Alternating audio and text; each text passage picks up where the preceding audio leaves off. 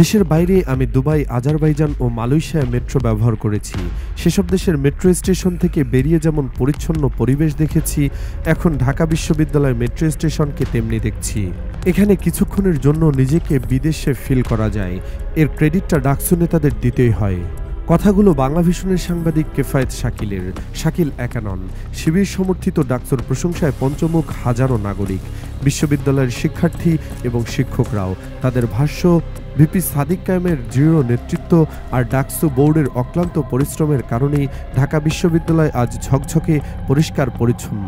মনে হচ্ছে সত্যিকারের এক প্রাচ্যের অক্সফোর্ড হতে যাচ্ছে ক্যাম্পাসটি। সাদিক কায়েম, এস.এম. ফরহাদরা কথা দিয়েছিলেন তারা ভোটে জিতলে শিক্ষার্থীদের একটি নিরাপদ ক্যাম্পাস উপহার দেবেন, যেখানে যত্রতত্র ছড়াছড়ি থাকবে না খুফরিতে ব্যবসার মতো অনৈতিক কর্মকাণ্ড, নারীরা থাকবে নিরাপদ, আর কোনো সাম্য খুনের শিকার হবে না। তারা ভোটে জিতেছেন, কাজ শুরু করেছেন এবং ওয়াদা রক্ষা করতে শুরু করেছেন। ভোটে জিতেই শপথ নিয়ে ডাকসুর সমাজসেবা সম্পাদক এবি জুবায়ের এবং সর্বমিত্র চাকমাদের সাদিক কায়েম দায়িত্ব দিয়েছিলেন ঢাকা বিশ্ববিদ্যালয় ক্যাম্পাসে তারা যেন শিক্ষার পরিবেশ ফিরিয়ে আনেন। সেই অনুযায়ী মাঠে নামেন জুবায়ের, সর্বমিত্র ও তাদের সহযোগীরা। শুরুটা হয় ক্যাম্পাস লাগোয়া সোহরাওয়ার্দী উদ্যান দিয়ে। এখানে হাতে নাতে বেশ কয়েকজন ধরে ফেলেন জুবায়ের।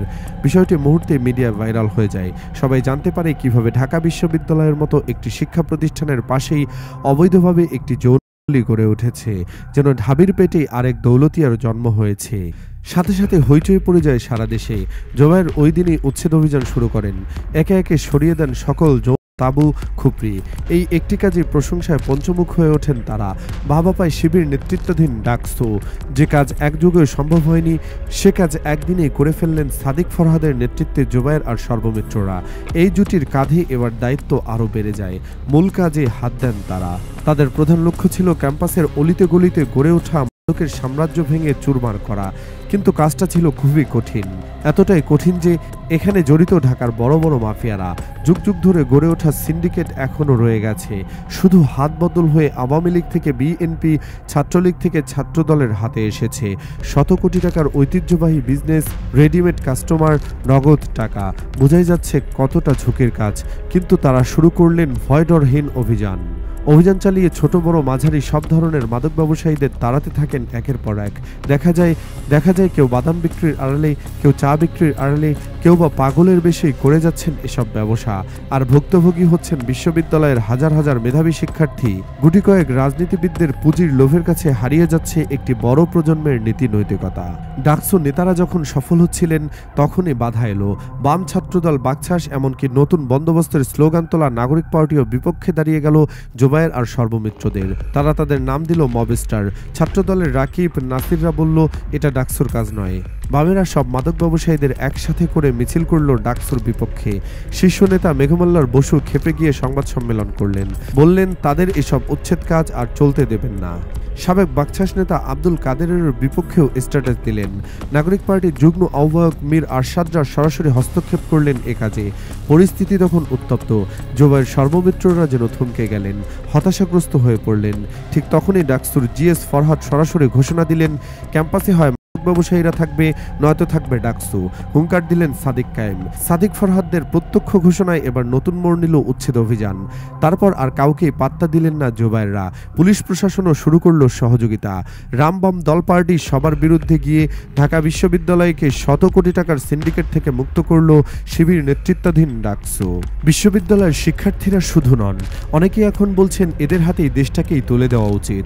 সারা দেশ পরিচ্ছন্ন করতে এমন কিছু নেতা দরকার যারা সব বাধা পেরিয়ে একটি সুন্দর বসবাসযোগ্য বাংলাদেশ উপহার দেবে, তিলোত্তমা বাংলাদেশ উপহার দেবে। সত্যি এমন উদ্যমী, অকুতভয়, দুঃসাহসী কাজের মানুষ পাওয়া এদেশে বড়ই দুষ্কর। যারা কথায় নয় কাজে প্রমাণ করেন, তারাই সেরাদের সেরা। ডাকসু ইলেকশনের 1.5 মাসও এখনও পেরোয়নি, অথচ 100-রও বেশি উদ্যোগ বাস্তবায়ন করে ফেলেছেন সাদিক কায়েমরা। ডাকসুর প্রতিটি পদে থাকা নেতারা সেক্টর ভিত্তিক তাদের কাজ করছেন, নিজেদের যোগ্যতার প্রমাণ দিচ্ছেন। সাদিক কায়েমরা চীনের কাছে একটি নতুন হল নির্মাণের বাজেট করে ফেলেছেন ইতিমধ্যেই, যার বাস্তবায়ন হলে সিট সংকটে এক রুমে 40 জন মানুষকে গাদাগাদি করে ফ্লোরে ঘুমাতে হবে না। তুরস্কের সহযোগিতায় কয়েক কোটি টাকা খরচ করে ঢাকা বিশ্ববিদ্যালয় মেডিকেল সেন্টারে তারা আমূল পরিবর্তন আনতে শুরু করেছেন। প্রতিটি মসজিদ, রিডিং রুমে বসেছে এসি।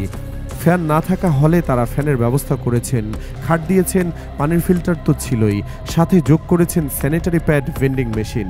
পরিবহন সম্পাদক এরই মধ্যে যুক্ত করেছেন অভিনব এক গাড়ি, আবিষ্কার করেছেন এমন এক সফটওয়্যার যা দিয়ে সহজেই বিশ্ববিদ্যালয়ের বাসের লোকেশন ট্র্যাক করতে পারছেন সবাই।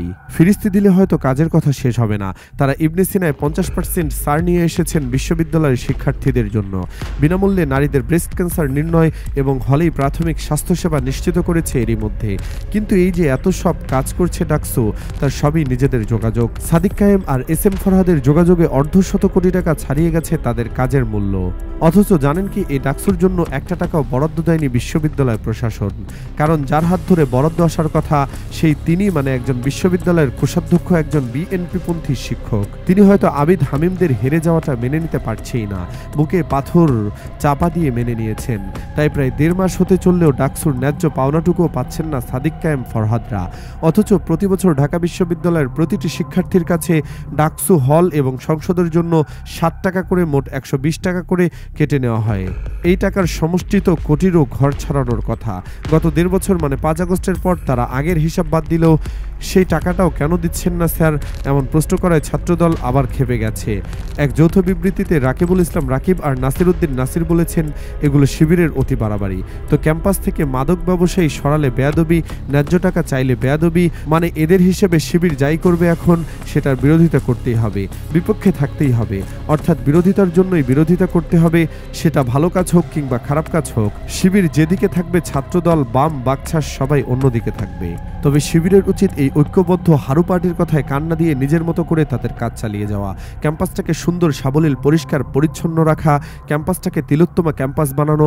তাতে আগামীতে এই ছাত্রছাত্রীরাই শিবির এবং জামায়াতকে ভোট দিয়ে বাংলাদেশের ক্ষমতায় বসাবে।